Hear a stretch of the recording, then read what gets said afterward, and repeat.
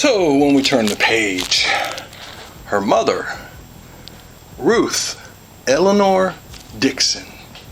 Her father, George Franz Good, and he works for the Johnson Good Company, a trade consultant. And his birthplace was Pennsylvania. Her mom's birthplace was in Colorado, and she's listed as a housewife. But when you listen to Sandra talk about her, she sounds like the devil. This is the birth certificate of one Sandra Good.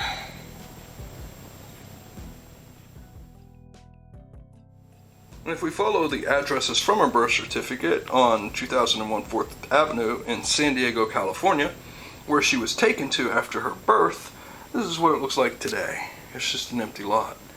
Maybe at one time there was an apartment building there. Maybe at one time there was a house there. One time, Sandra Good was there when she was a baby. So again, welcome to the back porch, and if you haven't noticed by now, today we're talking about Sandra Good. It's hotter than the helter skelter swelter going on outside right now, and they were saying on television right now, they were showing high temperatures, and if we were going to be breaking any records, and some of them records were from 1969, which I thought was kind of peculiar, because it was hotter then than it is right now, and it's really hot right now. And I can imagine what those people were feeling like in Death Valley after they had out there about now too. Man, it must have been burning up. But anyway, welcome back to the back porch. Today we're here to talk about Sandra Good and maybe things you never heard before. Did you know what her mom's name was before that? Now you do. That was her birth certificate, and we're going to be looking into a letter, or actually it's an Easter card that she sent to Charles Manson, and we're going to be looking into her and her sister and her mom a little bit more, because she mentions to Manson in this Easter card that one of her sisters writes to her out of the blue, her older sister, and wants to know if she can join the Manson family, but not the Manson family, another part of the Manson family. And then she talks a little bit about her mom. She talks about A.T.W.A a bit. We'll just get into it right here today on the back porch. And thanks for coming back. I really appreciate it. And if I look like I have greasy hair, I'm just leaking all over the place. About 105 degrees. So, welcome back. Thanks for coming. And now I'm going to head over to turn on the fan for a second. We'll be right back. The envelope here is from Sandra Good, box 1000 in Pleasanton, California. That's when she was in that prison with Lynette, where Lynette decided to hit somebody over the head with a hammer. Well, Lynette's got shipped out of here, and she also mentions that in this. It's to Manson. It's in 1979, and it looks like the postage was paid by the Department of Defense back there, or Justice back there, but they might have made the inmates pay, and then they just sent it for free and kept the money. That's probably how it worked. 1979, Sandra Good to Charles Manson. The card that was in the envelope to one Manson family member, which is Charles Manson, from another, which is Sandra Good. And what I find immediately peculiar about this card is not that it's an Easter card and they're sending Easter, you know, like a religious kind of thing. I find it kind of funny that the guy that they picked for the card was the guy that, I mean, this group is supposedly not supposed to like, but yet they pick one, and that's the card they send. All this stuff makes no sense. Anytime you hear anything that they've ever said about race war and all that stuff, I think it was all made up by Bugliosi right out of his head. I'm not saying some of them didn't talk about it, because they did, but they pushed it a long ways. Anyway, this is the front of the card. Now let's get into some of what she says. It starts off, Dear Charlie, this is a late Easter card. Can you play basketball where you are now? And can you go outside? Lynn left for Alderson Friday, just 2 days ago. I'm still in the hole, and they're not totally sure where I'm going yet. I've been down for over a month now and getting used to it. The mice like divide, and that's sad. I'm going to try and tell them that their idea that I'll change is real wrong thinking, and that I should be with Lynn. What I find funny about all these letters that I read back and forth from the Manson family, they'll come on television and they'll tell you, we're not a cult, we're not a family. And then the letters start off like, hey, guess what Lynn's doing? And guess what I'm doing? And guess what? It's just like a family. They're delusional at times. And she wants to, like she says here, she wants to get back with Lynn. But Lynn was already with her at this cushy-ass place that they were at right here. And Lynn couldn't hold back her temper enough to clank somebody else over the head with a hammer. It almost sounded like Lynn said, okay, the only way I'm going to get away from Sandra Good is if I clank this broad over the head with a hammer. That's what it sounds like to me, Sandy. Not like she really wants to be with you. Now it sounds like you're kind of chasing her or stalking her.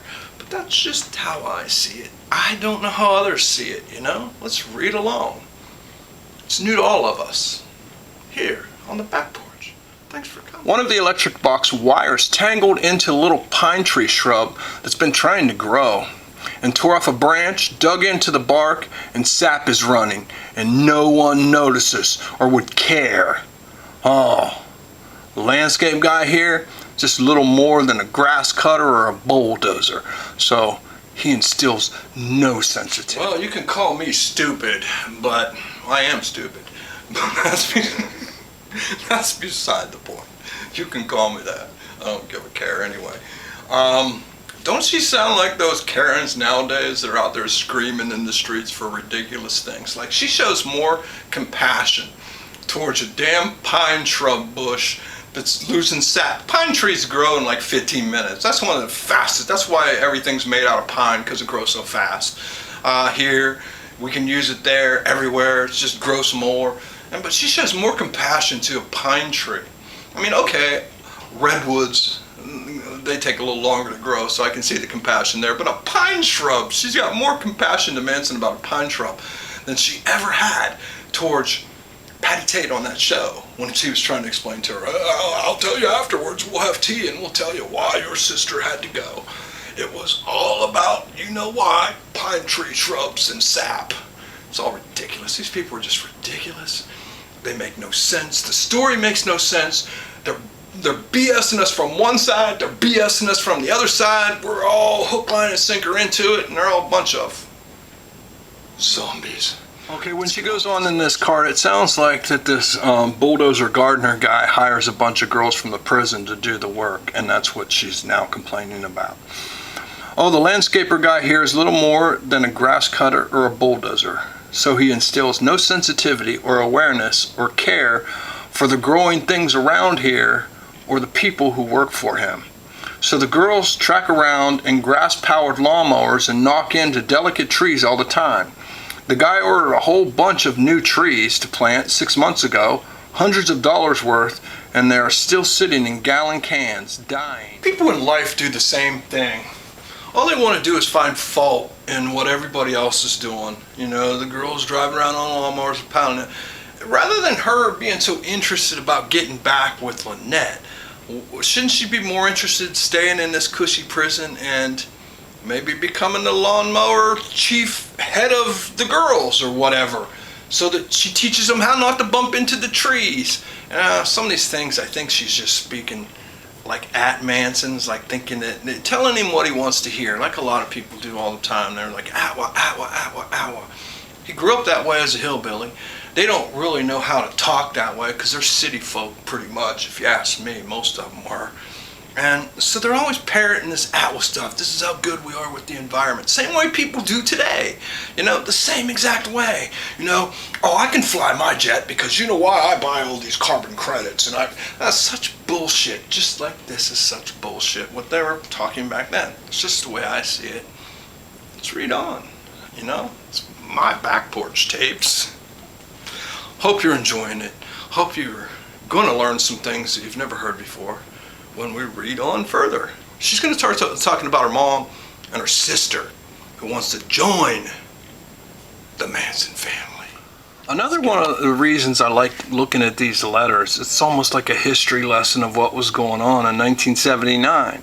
Because in 1979, the government was pretty much selling out the United States jobs. You know, they were calling it progress and all those things, but you can hear it right from her writings here on things that she's seen. Not that they're doing anything about them, but at least she's bringing them up here and bringing them to the attention of us today. This was 1979 she was writing this stuff. I heard to use the Port of Oakland for shipping or the Port of Los Angeles. I guess the ships and everything else will be doing big business. China is already having big pollution problems. I hear in Shanghai they are already wearing masks on their faces. Wow, this doesn't sound like 1979, does it? It kind of sounds like today. They say history repeats itself. So that's why it's also good to look at these things, because it's like repeating itself all over again in our time, from their time.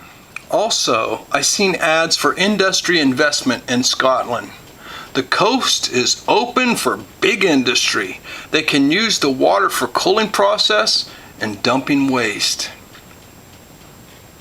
I also like reading these things because it gives you a feel for who the person really is. And she's going to get into it a little bit about politics here, about Carter and Kennedy. And it kind of sounds like she was a Kennedy supporter. So that means that the Manson family, you could have pegged it already, couldn't you? Were Democrats, or so they seemed. People will argue that, I suppose, but they sure sound like it. Let's read on and see what you think. Sounds like they're a bit of Republican, where they want to fight, Democrat, where they love tree sap. I don't know. They don't know what they are. I don't know what they are. Who knows? I've seen a chamber of thought where Americans feel U.S. is being taken over by Arabs and Japanese, and the money is going out of the country. Some Americans who've been thrown away, etc., feel Carter is a punk because he's letting U.S. be pushed around and won't stand up and fight like Kennedy would. They feel like their balls are being taken, therefore they'd like to fight to get them back. They feel like U.S. put money into getting Mideastern oil, and now the Arabs are jacking up the prices. I tried to explain, you can't have a war unless you're right. That oil doesn't belong to us. Even though U.S. put billions into trying to get it, the star I talked to feels depressed at being pushed around, would like another Kennedy and a war. So I wonder who the star was that you was sitting there talking to from Hollywood who wanted a Kennedy back in the White House in a war. That sounds like Hollywood today, too. Don't sound any different. And the Manson family sounds like they would be mixed up in with Hollywood. But it sounds bad. Don't know. I mean, Hollywood likes to divide themselves from things sometimes because it doesn't sound cushy and beely-goody. But this sounds like them a bit, man. They sound like Hollywood, don't they? Ooh, this sounds familiar to today. I got a sister from the past who cropped up. I never really knew her. She married a cop who beat her. Now she's been married to a Marine drill sergeant for 15 or more years. She's always been a mean, selfish woman with huge tits and jealous of me. She's about 42. She used to be like my mom. Anyway, months ago she wrote, I never had a letter from her in my life, and she's always hated me. Okay, if you didn't know, which most people don't know much about Sandra Good, if you didn't know, she had two sisters, and she had one stepbrother.